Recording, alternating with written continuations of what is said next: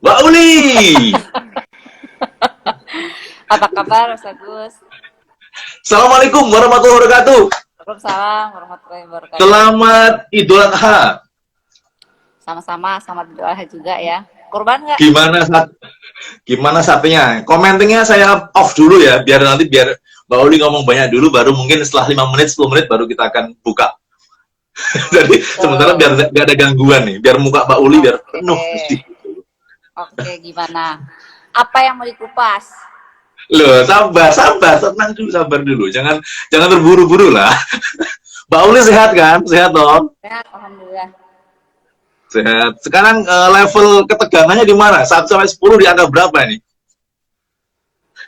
1 sampai 10 kayaknya nggak tegang, sudah Wah, terbiasa dengan kondisi. bisa dikerjain orang ya? Atau bisa ngerjain orang malah? Mbak Uli, gimana? Jogja gimana Jogja? Kondisinya Jogja gimana nih? Jogja, menurut aku sih Jogja normal. Normal ya? Bukan bukan nggak perlu new normal lagi kah? Sebagian orang merasanya normal, sebagian orang merasa normal. Mbak Uli yang mana? Saya tengah-tengah aja dong. Oke. Tengah-tengah itu antara normal sama new normal sebagai apa? Sebagai ibu, sebagai istri, sebagai teman-temannya teman, atau sebagai apa? Sebagai temannya teman. Teman. Berarti levelnya berbeda. Kalau sebagai ibu mungkin levelnya beda. Kalau sebagai ibu ya menyesuaikan kondisi aja sih. Hmm. Kalau sebagai istri ya menyesuaikan juga semua. Tapi kalau sebagai teman saya merasa tidak new normal, setengah normal. Setengah Masih normal. beradaptasi antara normal menuju new normal. Oke. Kalau begitu saya pengen tanya sebagai istri dulu deh. Ah, Yang paling tidak dinikmati dari keadaan saat ini apa? Sebagai istri. sebenarnya sama aja sih, karena suami saya kan setiap hari kerja dari pagi sampai sore. Itu waktu-waktu normal. Begitu new normal juga masih tetap kerja pagi sampai sore. Jadi sama aja. Enggak sama, Bedanya enggak sama. Enggak sama. gitu ya. Nggak sama, mungkin nggak sama karena kalau weekend jadinya nggak keluar. Oh, oke. Itu bagian yang tidak menarik sebagai istri. Bikin nggak keluar. Kalau nggak keluar, saya nggak menarik karena di rumah itu saya harus dalam keadaan jenuh juga tuh dari Senin sampai Jumat dengan anak-anak di rumah kan. Uh, Kebiasaannya kan Sabtu atau Minggu keluar, meskipun cuma nonton lah. Nah ini kan nggak bisa karena keluar. nggak ada Nggak lagi pernah gitu. keluar deh. Kalau keluar mentok cuma beli fast food, pulang lagi. Gitu aja. Nah Oke, itu jadi masalah. itu sebagai istri. Kalau sebagai ibu yang paling Anda tidak bisa menikmatinya, pasti ada Lihat anak-anaknya dong. gadget. Hah? Lihat anak-anak sama gadgetnya. Terus apa yang dilakukan? Apa yang dilakukan? Marah-marah aja terus ya. Terus cari ngakal-ngakalin anak-anak. Kasih. Biasanya kalau main gadget, saya bilangnya begini. Mau tambah minus berapa matanya? Gitu aja. Nanti kan mereka aware sendiri. Oh iya, tambah minus. Dah, taruh. Habis itu 5 menit kemudian, 10 menit lagi, lupa lagi dia kan. Harus diingetin lagi. Mau minus 10 matanya, main aja gadgetnya terus. Udah nggak bisa kan anak-anak sekarang dibilangin, jangan main gadget. Tuh, sudah berbusa nanti. Terus Udah. sampai hari ini masih terjadi seperti itu kah? Dari awal di rumah aja. Bulan Maret. Sampai sekarang. Bulan Maret ya? Mulai Maret ya? Yang mulai Nah, terlibat intensif di rumah itu ya? betul. Maka sekarang saya kurang suka karena akhirnya komunikasi anak-anak dengan kawan-kawannya itu menggunakan gadget. Jadi kalau diajak misalnya, Aksa ayo main sama teman-teman kemana, diajakin dong, dia nggak mau. Tapi dia enjoy banget, misalnya di PS, dia sambil ketawa, sambil bercanda sama teman-teman sekelasnya. Terus sudah terbentuk habitnya dia berkomunikasi lewat gadget dengan kawan-kawannya. Sudah nggak ada lagi exciting kayak dulu, mah Sabtu aku mau kumpul di rumahnya ayah, mah mau kesini. Udah nggak exciting lagi dia. Gadget Jadi dan kawan. gadget meskipun itu menjadi hal yang menurut Mbak Uli sering menjadi masalah, tapi itu masih berlangsung ya sampai hari ini ya? Bukan berlangsung lagi ya, sekarang malah jadi kebiasaan ya. Makin. Karena? Ya itu tadi, dia mau ngapain di rumah? Apa yang menarik dari rumah? Satu, beres-beres tidak menarik. Dua, kita nggak punya lapangan olahraga kan. Satu Saya pernah memperhatikan di instastory-nya Mbak Uli. Saya bukan stalking Mbak Uli ya. Ya hanya suka merhatiin orang. Nggak apa-apa lah. Jadi waktu saya perhatiin, Mbak Uli juga ternyata belajar dari pengalaman ibu-ibu yang lain juga gitu. Pengalaman ibu-ibu yang lain bagaimana mengelola hari-hari di apa dalam keseharian itu. Kalau nggak salah ada seperti itu Mbak Uli. Iya betul itu. Ketemu nggak role model ataupun contoh yang menurut Mbak Uli itu menarik gitu. Dari 100% mungkin saya baru ketemu 10%. Dari 100%. Dari 10% itu dari 10% itu yang menurut Mbak Uli menarik apa misalnya? Anak-anak sadar diri kapan dia harus berhenti gadget, kapan dia harus istirahat. Karena sekarang kan sekolah online tuh, yang mereka ketemu lagi ya? Dari pagi nih, dari jam 7 sampai jam 2. Konsepnya kan depan laptop, sama-sama gadget tuh kan. Tapi konsepnya anak-anak, kan tadi aku belajar, bukan main game. Padahal saya sebenarnya, jadi ini udah beda cara pandang. Kalau saya nggak suka dia di depan laptop, apapun ngapain, tapi kalau dia konsepnya game, itu yang terus jadi masalah, perselisihan terus tuh. Ya nggak kakaknya yang nggak yang nomor 2, nggak yang nomor 3, ya semua begitu. Jadi susah juga ya. Dan itu Mbak Uli cara meredam emosi amarahnya tuh ada caranya nggak atau ngalir aja, kalau meledak aja atau gimana itu? Kan masih ada beban tuh. Meledak. Saya jarang nggak pernah meledak karena gadget. Karena percuma. Ngapain aku marah-marah kan? Percuma juga. Nanti 5 menit lagi dia begitu lagi kan? Iya kan? Jadi lebih suka begitu aja.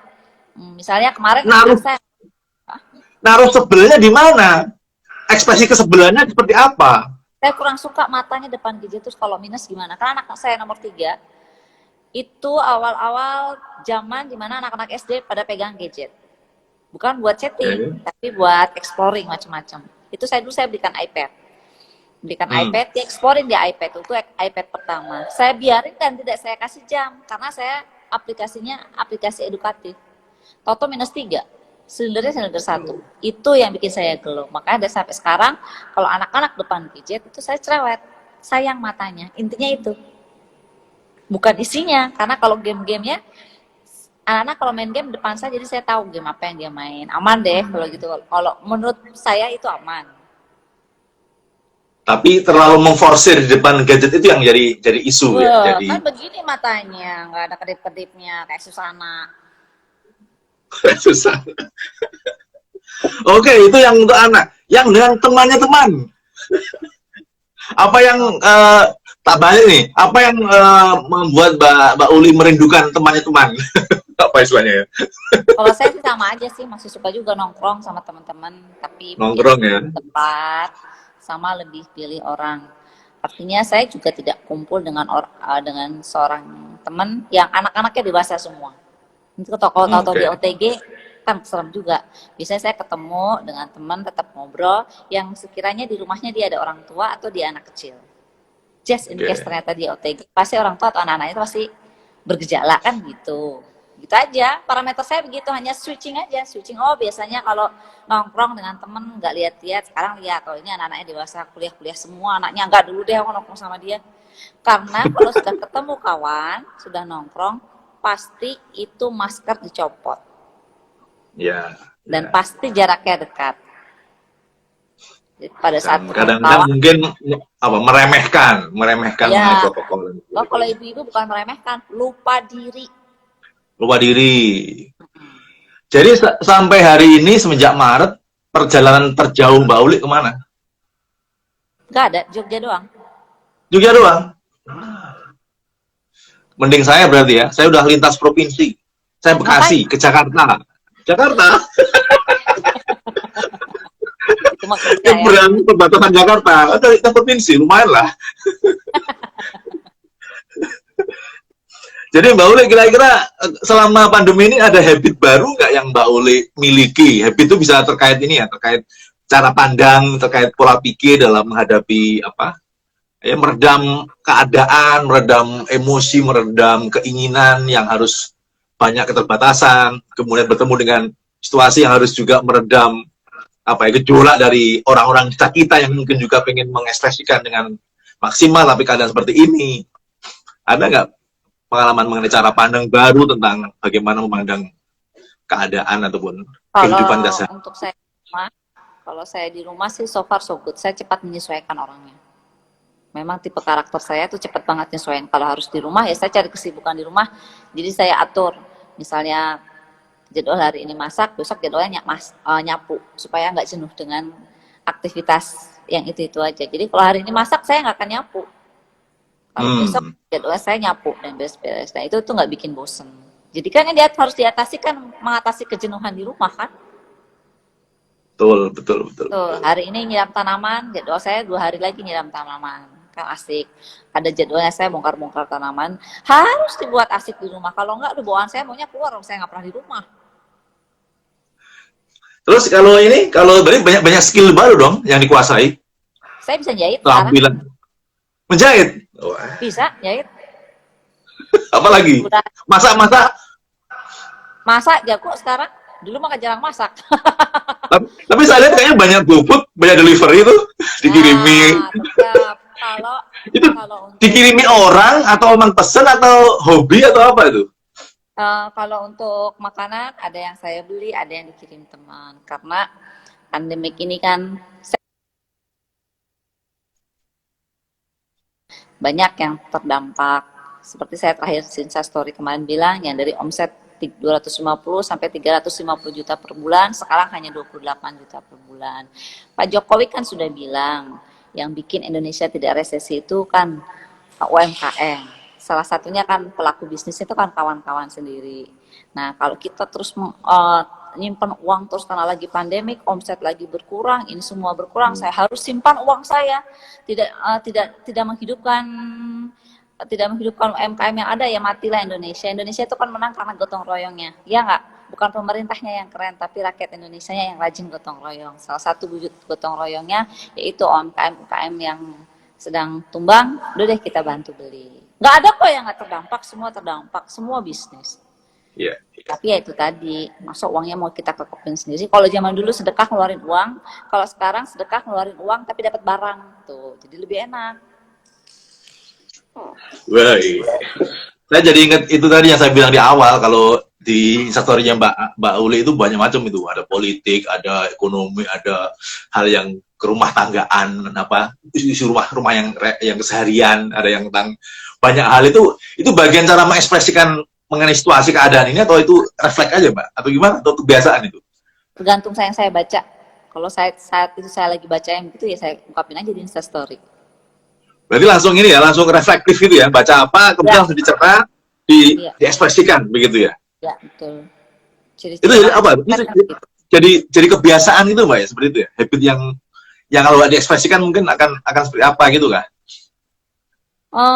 Enggak sih, biasanya kalau saya itu ada yang diskusi dulu ke saya, entah lewat WA atau lewat DM, dia ada kasus begini gimana, ini kayaknya kalau ada satu kawan cerita tentang begini, pasti banyak kawan-kawan lain juga punya pemikiran yang sama. Ya udah deh, ketimbang diskusi di sini, kita bahas di Instastory yuk. Semoga banyak orang bisa mengolah lagi cara pandang mereka gitu. Responnya gimana? Respon dari orang-orang? Ada orang pernah nggak dapat respon yang tidak seperti yang diharapkan gitu? Oh banyak. Kan saya prinsipnya begini, ini kan bukan zaman dinasti. Betul kan? Kalau zaman dinasti berarti ada sesuatu yang tidak sesuai, dia akan marah. Kok kamu bilang begini? Sekarang kan zaman demokrasi, itu hak saya untuk bersuara, punya pemikiran. Kalau ada yang nggak suka, ya bukan berarti dia harus menyerang. Ya silakan dengan cara pandangnya masing-masing gitu. Apakah kita akan kembali ke zaman dinasti? Kayaknya enggak sih. Masa ada gejalanya? Ya kira-kira mungkin gejalanya itu bagi sebagian orang gejala, bagi sebagian yang lain mungkin bukan gejala gitu ya. Ya kalau buat saya itu bagian dari gejala. Gejala, oke. Nah, kira-kira mentransfer pemahaman seperti itu apakah cukup? Saya ini asumsi saya, Mbak Uli ini risk taker juga orangnya. Pakai bahasa Jawa aja gimana, risk taker itu apa? Maksudnya suka-suka menyerempet-nyerempet hal-hal yang sifatnya sensitif yang kemudian bisa menjadi apa? Menjadi hal yang mungkin menjadi kontroversial juga gitu. Nggak apa-apa. Itu tadi Artinya, saya bilang. artinya biasa gitu. Artinya hal itu hal yang ada menikmatinya. Di Instagram saya kan ada 3 anak saya juga. Oke. Okay. Masa sih? Nah, itu bagian daripada saya mengedukasi anak-anak saya yang anak-anak muda bahwa anak muda tuh harus bisa bersuara. Anak mau contoh siapa kalau nggak contoh ibunya? Kalau ibunya Okay. kalem, anak itu kalem. Sedangkan sekarang kan sudah bukan zaman lagi kayak zaman dulu. Kalau zaman dulu, zaman dinasti harus kalem-kalem, nggak boleh bersuara. Sekarang menuju zaman dinasti lagi, nggak boleh bersuara, kalem-kalem. Nah, 3 anak saya itu biasa baca. Mama kalau gini bicara yang penting tidak bicara yang bukan nyenggol orang. Gitu. Tidak membuat orang jadi apa ya, tersinggung gitu ya. Tersinggung juga apa-apa, boleh lah. Wow, Kadang-kadang okay. tersinggung kok. Kadang-kadang sengaja menyinggung juga. Itu saya jadi tertarik tuh, komentar anak-anak gimana tuh kalau Mbak Uli lagi seperti itu, lagi apa on fire gitu. Iya, dia Tanya. tanya, mama itu kenapa saya cerita, saya bisa liatin DM, liatin WA, ini gini. Tapi biasanya yang anak nomor 1, yang nomor 2, yang nomor 3 belum. Cuman dia bilang, apa sih itu mah? Nanti besok kalau udah gede dia kasih tahu. Gitu. Tapi itu artinya itu ya. Oke, saya balik. Harapannya Mbak Uli terhadap mereka dengan mengikuti Mbak Uli di Instagram itu seperti apa sebenarnya? Ya, Apakah pertanyaan-pertanyaan dari mereka itu merupakan salah satu hal yang pengen Mbak Uli tanamkan juga ke mereka sehingga mereka berpikir kritis gitu kan? iya, itu memang saya pengen anak mereka jadi anak-anak muda yang kritis. Jadi kalau ada kembali lagi ke dinasti, mereka juga berani kritis. Okay. Jangan sampai andaikan suatu saat mereka jadi pejabat, jangan jadi pejabat dinasti. Dinasti lagi.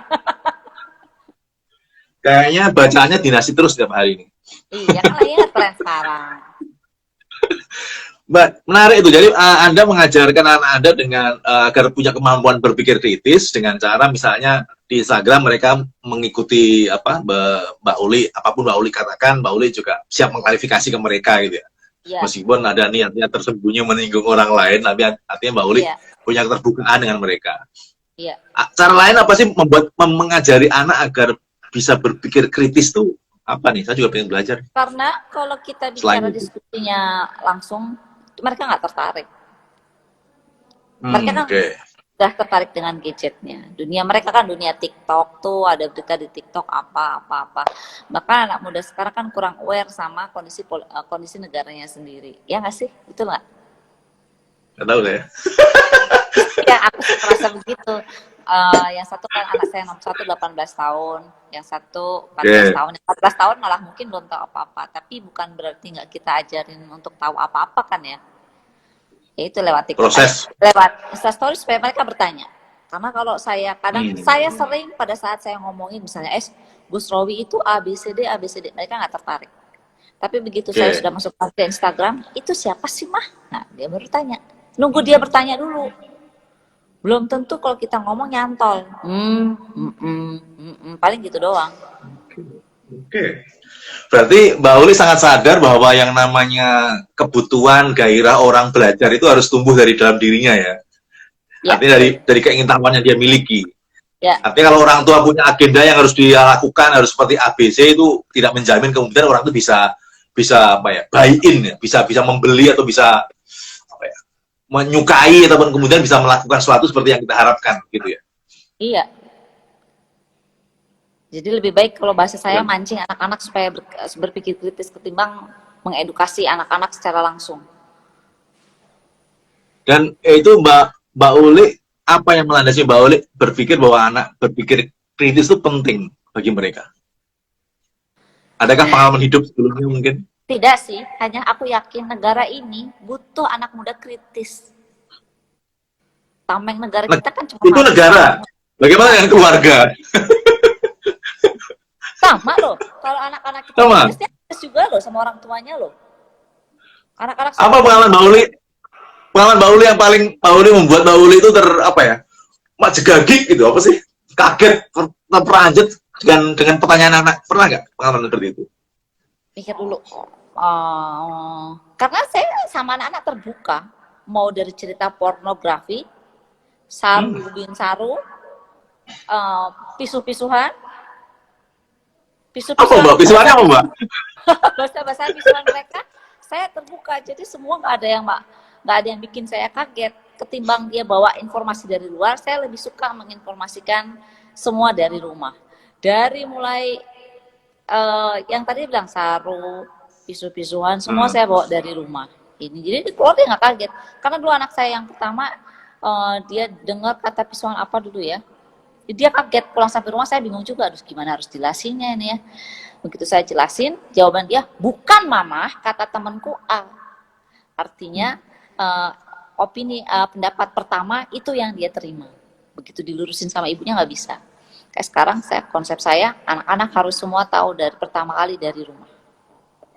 Mau misu apa aja bro, saya bisa. Berarti Mbak Uli benar-benar harus menyelam ke dunia mereka ya? Bukan sehingga memahami itu ya. Bahasa saya, cara mengucapkan saya kalau sama mereka sudah kayak temen. Nggak ada seperti contohnya, tidak ada jarak. Contohnya Mbak? Contohnya? Misalnya nih, mereka kita bertiga, saya, Rara, Aksa. Kalau manggil, Lek, boleh mundi Lek. Manggilnya Lek. Atau kalau orang Jawa Timur tuh ya, pakai ada kalau sebenarnya ini nggak usah lah, ini ya, dicontoh nanti. Tapi sering bahasa kita kalau lagi ngobrol, Lek, munamun di Lek. Mama do. Kalau Aksa itu juga sama. Mama, gimana sih keluar masuk? Gak tutup pintu. Gitu. Dia bisa berekspresi seperti itu. Tapi dalam itu berarti awalnya gimana Mbak membangunnya itu? Wah, itu yang susah. Harus ada gojekan-gojekan kere. Nek wong Jawa bilang gojekan kere. Maksudnya garing gitu ya? Mbak Uli harus siap-siap garing gitu ya awalnya? Bukan garing, gojekan yang bikin mereka terperanjat. Saya tuh sampai baca buku gojekan Jawa loh, jangan salah loh. Tiba-tiba Aksa itu kelas 1 SMP, dia dengar lagunya lagu Jawa. Yang saya tidak tahu lagu Jawa. Yang saya lakukan, saya harus tahu lagu Jawa. Oh, dia lagi suka artis yang ini, Bu. Saya nggak suka. Saya sekarang main PS4 loh, jangan salah loh. Aksa main PS4. Iya, aku lihat di story aku lihat. Nah, ini kok main PS terus ya? Oke deh. Kalau main PS4 dia kan jengkel tuh ya. Ini cara satu trik anak saya. Jengkel pasti ada ngomong misuh. Misalnya maaf, asu gitu kan. Dijengkel sama temennya kan. Aksa, gak boleh ngomong gitu. Iya. Dia hanya bilang gitu.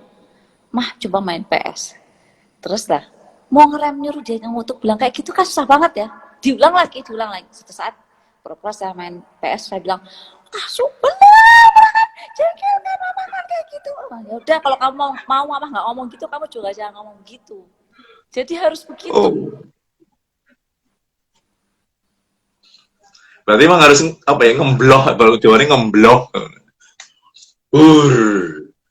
Nah, kayaknya lagi Pertinyi ini pertanyaannya, Mbak Uli kan udah jago nih membuat mereka mengerai hati mereka, membuat mereka menerima Mbak Uli sebagai bagian dari mereka sepenuhnya. Terkait dengan gadget yang saat ini masih menjadi isu itu, kira-kira apa yang kurang, yang belum Mbak Uli lakukan sehingga mereka kok belum bisa? Saya juga tidak mungkin jadi orang yang membatasi. Dulu saya membatasi jam 12 boleh ya habis zuhur sampai jam 2. Habis itu istirahat ya. Udah. Itu jalan. Tapi pada saat saya nggak ada itu nggak jalan. Oke. Jadi saya harus standby di rumah. Alhasil saya bilang ini harus dari kesadaran sendiri. Itu yang lagi saya bangun. Gimana mereka punya kesadaran harus tahu waktu. Kecuali anak saya yang paling kecil itu belum tahu waktu. Itu pun tidak saya terus. Jam ini selesai, jam ini enggak. Itu melalahkan buat saya sama buat anaknya. Dia lagi dibangun itu kesadaran dia bahwa gadget buat matanya itu berbahaya. Jadi jangan serang gamenya. Kalau game diserang game itu tidak baik, anak-anak akan meronta-ronta. Der gitu ya. Betul, kayak orang Amerika. Dari tiga itu, tiga anak Mbak Uli yang karakternya sama dengan Mbak Uli yang keberapa? Nomor 1 sama nomor 3. Nomor 3. Enggak ada kayaknya. nggak ya? Oh, anaknya nonton nggak ini? Kayaknya lebih ke bapaknya 60%. 20%. Mix lah. Itu kira-kira saya tertarik Mbak dengan kalau di di main programming itu kan biasanya untuk mengubah habit itu kan 3 hal ya kalau nggak salah ya. Pertama otoritas. Kalau ada otoritas misalkan ada orang yang dianggap diyakini dia sebagai orang yang sangat karismatik yang apapun omongan orang itu akan dia percaya. Atau mungkin kalau ada mbahnya TikTok itu mungkin kalau dia ngomong sesuatu mungkin dia akan percaya misalnya.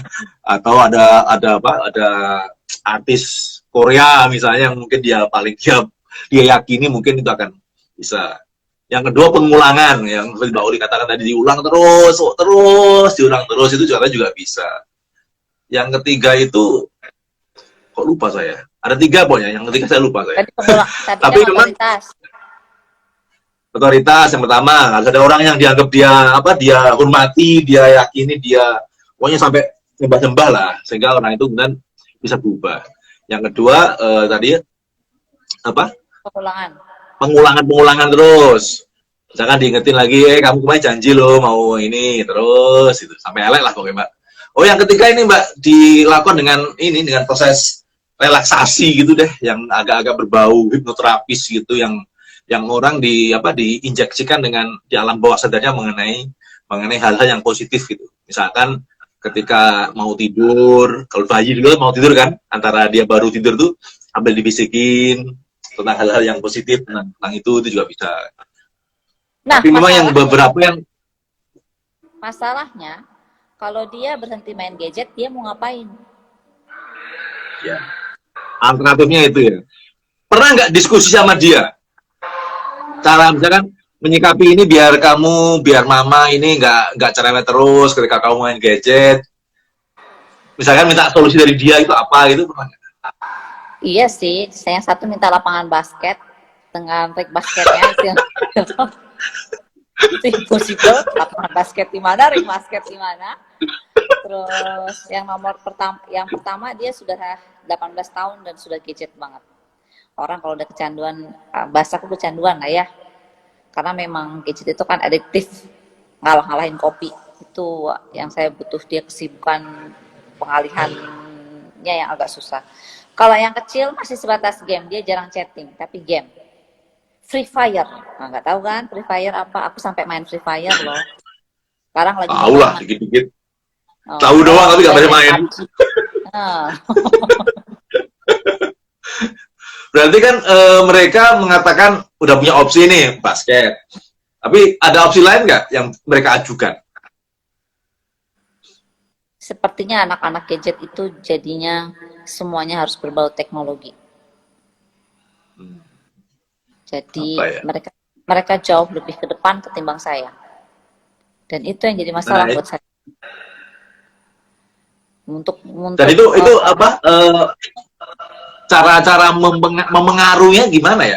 Apakah misalkan ketika kan Mbak Uli pasti udah hafal nih jam-jam mereka main gadget, jam-jam mereka untuk kemudian menghabiskan waktu ya dengan gadget. Mungkin apa intervensi godaan di tengah-tengah mereka sedang asik gitu kali ya? Untuk membuat mereka jadi break sebentar. Gak segampang itu deh kalau aku pikir. Gitu ya. Karena sudah ketertarikannya itu dengan gadget. Jadi mau masak jadi gadget. Kalau mau melukis jadi gadget. Gadgetnya yang jadi masalah. Isinya sih selalu bagus dalam gadget itu. Tapi matanya kan kasihan. Intinya kan itu. Karena gadget itu nggak gerak juga jadi nggak sehat. Hanya duduk aja sampai bengkok begini badannya. Waduh. Oke, teman-teman yang hadir di sini mungkin bisa memberi saran ke Mbak Uli, atau bukan saran lah, memberi mungkin pandangan kalau mungkin punya pengalaman bagaimana dealing dengan putra-putri yang berhadapan dengan gadget yang luar biasa ini. Mungkin silakan ya, boleh lu ya. Ayo, kita mau kasih saran. Kalau mau ngasih saran silakan. Mbak Uli masuk orang yang tidak mudah dikasih saran. karena baliknya pasti akan pertanyaan yang kritis sekali, jadi ya siap-siap aja kalau ada masih saran maka Anda akan ditanya dengan pertanyaan kritis sekali. Coba sekarang gantian aku tanya, Mas Agus, coba anaknya gimana? Gadget juga, Mbak. Isunya Kegiatan apa selalu sampai tentang jam tanggung berapa? jawab. Kalau itu kita nggak batasi, Mbak, bebas. Selama selama tetap ngaji, Waduh, selama tetap belajar. terus udah pernah cek matanya belum? Yang pertama, yang kedua, ketiga, alhamdulillah masih sehat. Yang pertama sudah -1 lah, on the way. Oke, Ya. Mbak Winnie Devina mau nanya deh. Oke, silakan nanya. Boleh dong. Mbak Oli siap menjawab pertanyaan Anda dengan Yang jawab ya, seluas-luasnya. ya Mas Agus, kok aku yang jawab. Kenapa aja tak? Saya hostnya kok. Sebenarnya Mbak Uli kok. Silakan Mbak Winnie. Mau nanya apa? Emang tantangannya itu adalah tentang bagaimana menumbuhkan tanggung jawab. Namanya tanggung jawab itu kan memang hadir dalam dirinya sendiri ya. Ketika misalkan tanggung jawab tentang dia mau melakukan suatu, tentunya yang menjadi drivernya untuk bisa melakukan suatu ya dirinya sendiri kan. Nah, Ya, ketika itu tidak muncul, emang ya susah gitu. Sementara banyak sekali faktor-faktor di luar dirinya yang dianggap mungkin tidak mendukung apa yang dia inginkan gitu kan. Dia ingin main gitu kan, pengen main sampai sepuas-puasnya gitu kan. Sementara mungkin faktor-faktor di luar dirinya itu tidak cukup memberikan dia ruang untuk bermain. Jadi ketika kita memaksa mereka untuk berhenti bermain, maka tantangannya tentunya kemudian mereka tidak cukup bertanggung jawab dengan yang dia inginkan, karena drivingnya untuk dia bertanggung jawab itu datang dari luar, bukan dari dalam dirinya sendiri gitu. ya, betul. Mana yang mau naik tadi? Naik belum? Belum ya? Mana Mbak ini?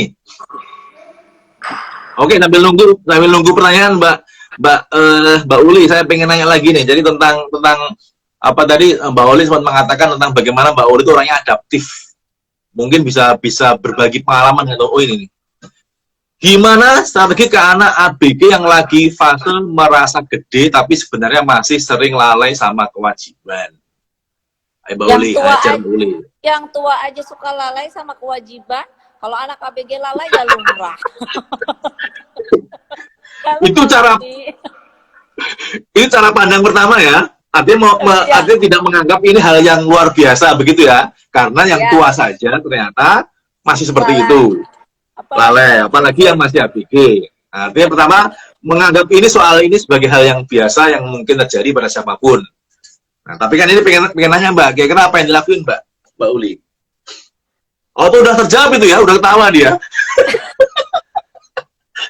Memang kadang-kadang kalau aku ya, Aksa sih sepertinya masih anak mama. Jadi aku belum melewati fase anak ABG yang merasa besar. Nah, ini harusnya coachnya lah yang sejawab. Oke, Prima Dino mau nanya apa? Silakan. Prima Dino udah nikah belum? Kayaknya belum deh. Prima Dino ini masih muda nih, masih anak kuliah Mbak ini Mbak. Silakan Prim Dimo. Umur berapa? Saya ada saudara single loh. Dia masih semester 4 atau berapa itu. Wah, masih anak-anak.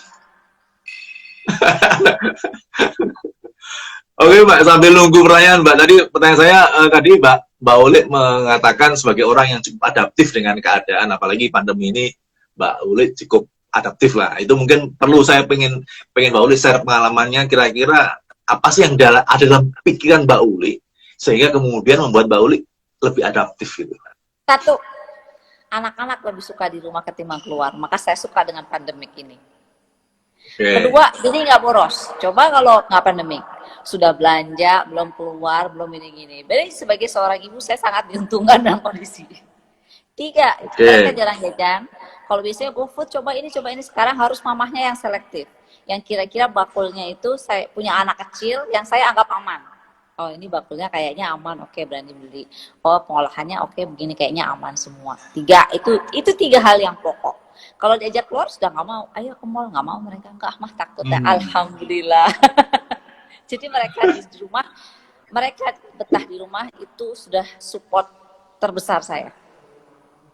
Berarti itu berarti pertama dalam konteks pemikiran gitu ya, menerima keadaan sebagai hal yang positif itu banyak hal yang bisa diambil karena dari keadaan itu muncullah 3 item tadi itu, Ya, ya kan? itu Menerima itu itu, aku terima itu gitu ya. ya itu menguntungkan banget buat saya. Karena kalau anak sudah keluar, saya kan nggak tahu dia mau ngapain. 10 menit keluar, nggak tahu dia mau ngapain. Yang barat itu sudah 18 tahun. Entah punya pacar, entah enggak, tapi kan nggak tahu. Kalau sudah di rumah aja kan saya bisa mantau. Jadi saya nyaman. Jangan, nah, jadi kepikiran nih, jangan-jangan Mbak Uli ini merasa kayak sedang menguasai mereka saat ini.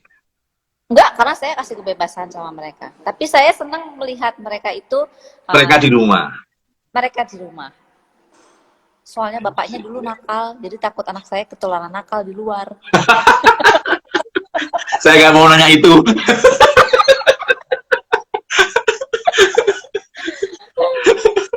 Saya punya 3 adik Nanti laki-laki. nanti saya tanya balik nanti kan. Saya punya 3 adik laki-laki yang 3-tiganya itu nggak bisa diam, bandel. Halo adik-adikku, semoga kamu lihat. Jadi saya paham betul dunia di luar itu pada saat keluar rumah. Dari 3 adik laki-laki saya. Jadi kalau saya punya anak laki-laki keluar rumah itu waspadanya tinggi. Ini pulang-pulang pasti bawa cerita macam-macam dan banyak sekali. Itu sudah ditransfer ke anak pertama belum? Yang mana? Yang tentang kekhawatiran tentang dunia luar yang seperti apa yang ada dalam pikiran Mbak Uli. Kan saya sudah cerita. Setiap Kita kita langsung nonton tadi. drama Korea aja, saya edukasi.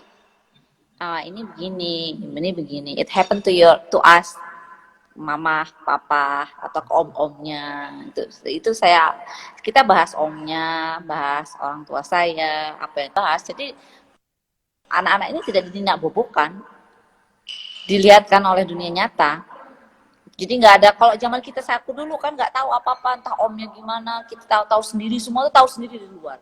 Kalau anak-anak saya semua tahu dari saya.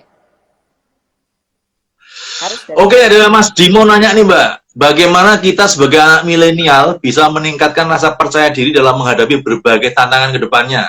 Nah, ini kalau konteksnya Mbak Uli, kira-kira bagaimana anak itu kemudian punya rasa percaya diri nih? Yang Mbak Uli lakukan membuat anak itu kemudian punya rasa percaya diri apa? Satu, memang harus ada support dari orang tua ya. Orang tua itu kan sumber energi. Harus sharing dulu dengan orang tuanya. Kalau aku sih lebih suka komunikasi terbuka. Misal, aku mau jualan nasi goreng, aku minta tolong disupport. Kalau nggak bisa support, jangan menghina. Kan banyak tuh kadang orang tua zaman sekarang. Adik saya dulu pernah mau buka laundry. Orang tua mikirnya laundry itu seperti tetangganya nyuci baju pakai tangan.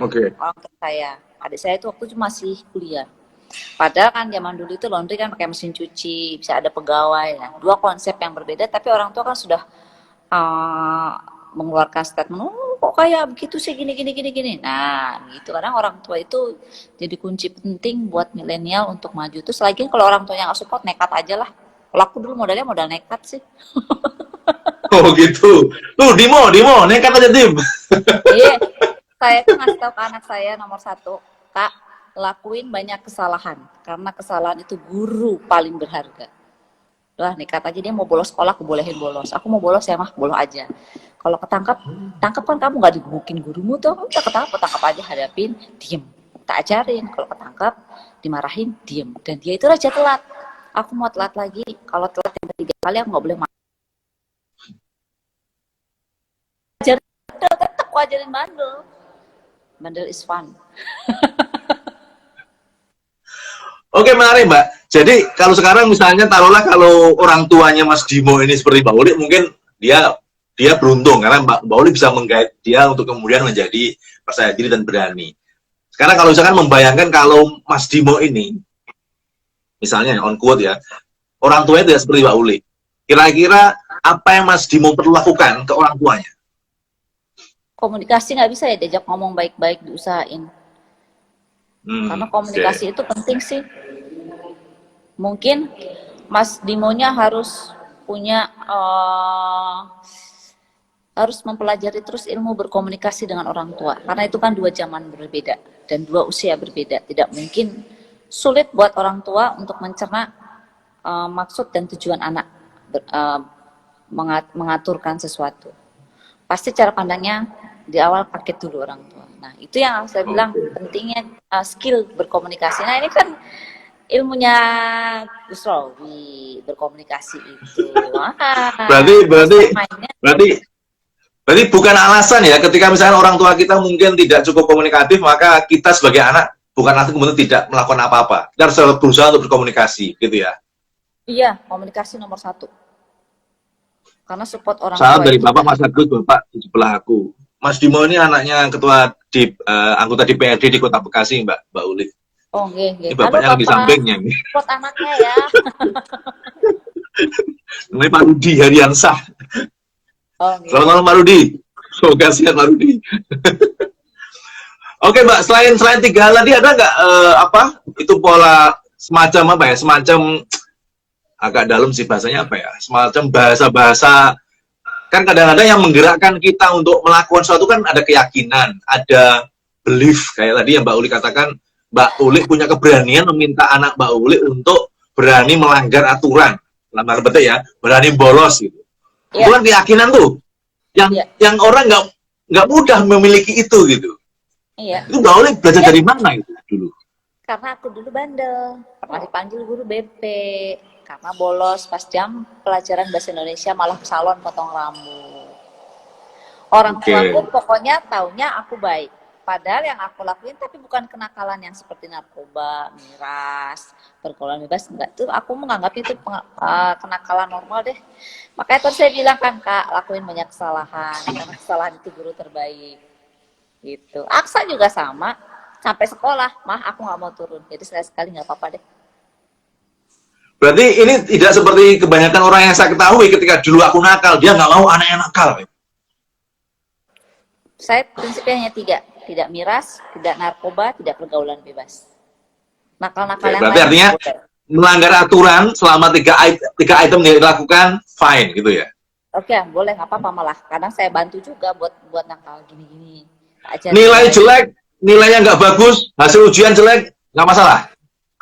Kalau masih SD, kan Indonesia punya kurikulum sendiri.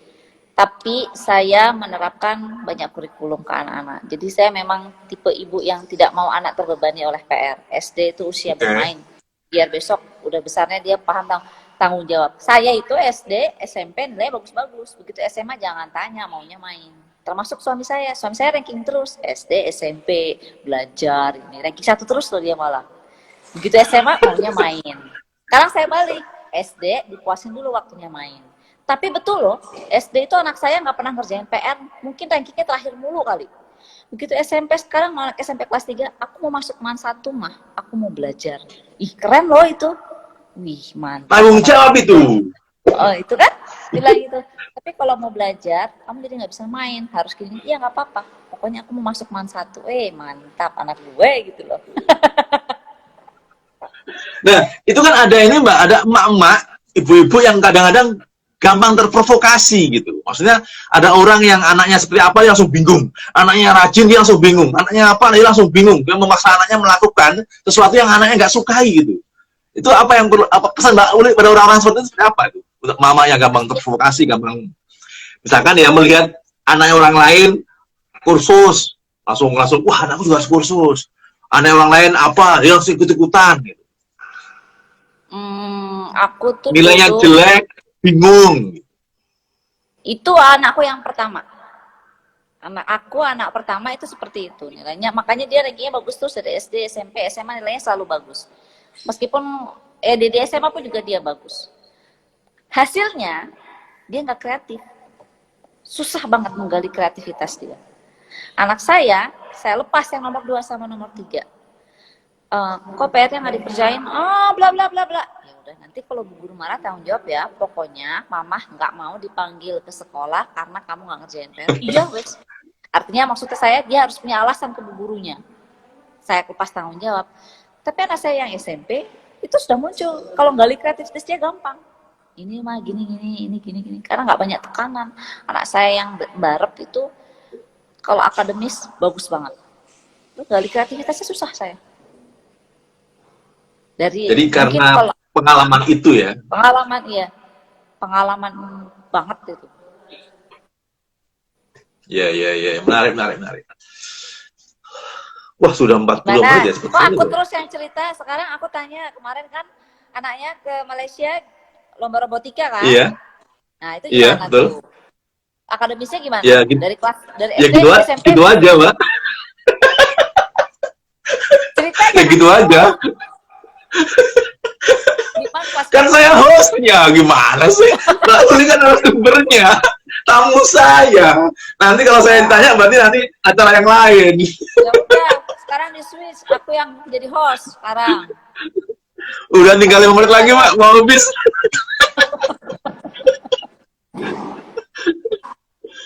Mbak Uli, menarik mengenai adaptif itu kayaknya juga apa skill yang tidak biasa ya, keberanian untuk melakukan sesuatu yang memang kita sebenarnya nggak tahu juga akan seperti apa kan.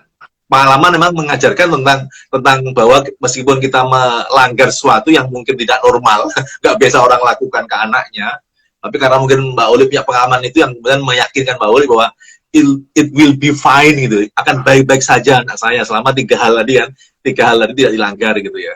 Iya. Nah, kira-kira kan ada juga tentunya 3 hal ini kan mungkin masing-masing orang akan berbeda-beda. Misalkan ada juga orang yang ukurannya agama, misalnya ukurannya dia harus tahu apa ya, harus rengkeng misalnya dan sebagainya. Ini kemudian memang menjadi ukuran yang tidak bisa disamakan antara satu orang dengan yang lain. Gitu. Nah, kira-kira Mbak Uli dengan pola seperti ini tuh sering memancing ini nggak sih respon orang ataupun nyinyiran orang lain gitu nggak sih? Kurang gaul. Orang kalau banyak gaul, gaul bukan gaul secara penampilan ya. Kalau orang Ya. banyak gaul, dia mau bergaul berkawan dengan banyak kalangan, mulai dari atas, menengah sampai paling bawah. Nanti pasti dia nggak akan seperti itu. Mau dinasihatin kayak apapun, ke kawan yang seperti itu percuma. Suruh gaul aja dulu ketemu dengan banyak orang. Karena banyak ibu-ibu bergaul itu pilih-pilih. Dia mau yang selevel, satu frekuensi. Dia nggak mau turun. Kalau turun, sebenarnya masalahnya sama. Ibu-ibu di bawah, tengah, atas pun masalahnya sama. Tapi kan menemukan keberagaman dengan background yang berbeda. Akhirnya nanti ketemu deh titik, oh tengah-tengah aku di sini. Oh anakku harus begini. Jadi yang harus punya banyak pengalaman memang ibunya. Berarti kalau Mbak Uli ketemu orang-orang yang kurang gaul itu Mbak Uli responnya gimana ke mereka? Diam, percuma juga ngomongin. Mending diem ya. Diam. Berarti mending diem ya daripada ngomong malah menyakiti mereka yang mungkin Iya. secara pemahaman belum nyampe gitu ya. Ya, enggak, aku mending diam aja. Atau kalau enggak misalnya biasanya aku tuh kalau ada sahabat saya namanya Sari misalnya, dia ada problem, tak ajak ketemu orang lain yang punya problem juga. Yuk nongkrong yuk ke Kopi TM misalnya. Sama-sama makan di situ. Nanti teman saya kan cerita. Ketemu lagi nanti dengan teman yang lain. Jadi nggak harus dari lewat lisan saya, tapi saya temukan teman saya dengan orang-orang yang punya banyak problem. Problem kan bukan berarti masalah itu negatif ya. Problem itu kadang-kadang saya memandang masalah itu adalah ketidakmampuan kita menghadapi keadaan. Itu problem buat saya. Jadi problem itu nggak harus sesuatu yang menyedihkan, menyakitkan, tapi problem itu datang dari diri kita sendiri. Ada burger nggak bisa makan, alasannya ya kolesterol lah inilah, itu kan problem juga. Ada orang yang makan aja, habis itu minum obat. Gitu. Ini kurang gaul. Oke, Mbak. Sekarang pertanyaanku lagi, istrinya Gus Robi, gaul nggak? Temannya banyak nggak? Gaul dong, gaul sekali. Udah, puas.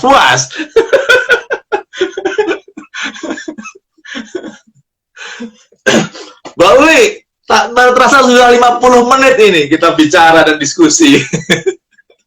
Saya nggak mau acara kita diputus oleh Instagram. Karena biasanya Instagram sebelum 1 jam dia akan memutus gitu. Tapi dirimu keluar ini. Sinyalmu lagi jelek ya kayaknya, atau sinyalku yang jelek. Oke, Mbak Uli live, teman-teman. Padahal saya tinggal sedikit lagi mau mengakhiri sesi kita yang sudah 50 menit. Diskusi yang menarik sekali tentang bagaimana Mbak Uli cukup adaptif dengan keadaan pandemi yang luar biasa ini, dan dia punya trik-trik yang memang berdasarkan pengalaman dia tentang misalkan bagaimana dia berani berpikir kritis, berani melakukan sesuatu yang mungkin tidak usual gitu ya bagi kebanyakan ibu-ibu, misalkan membiarkan anaknya untuk melakukan hal-hal yang melanggar aturan, dan dia punya prinsip tentang 3 hal yang tadi menjadi aturan dia untuk meskipun melanggar aturan selama tidak terkait dengan narkoba, tidak terkait dengan pergaulan bebas, tidak terkait dengan apa tadi satu lagi ya, saya lupa. Itu pokoknya ada 3 hal yang Mbak Uli menjadi takaran dia untuk bisa menjadi aturan yang harus dihormati dan diyakini oleh anak-anaknya. Mbak Uli mana ya? Jadi Mbak Uli kayaknya Mbak Ulinya sudah kabur, nggak tahu mungkin sinyal jelek atau baterainya habis.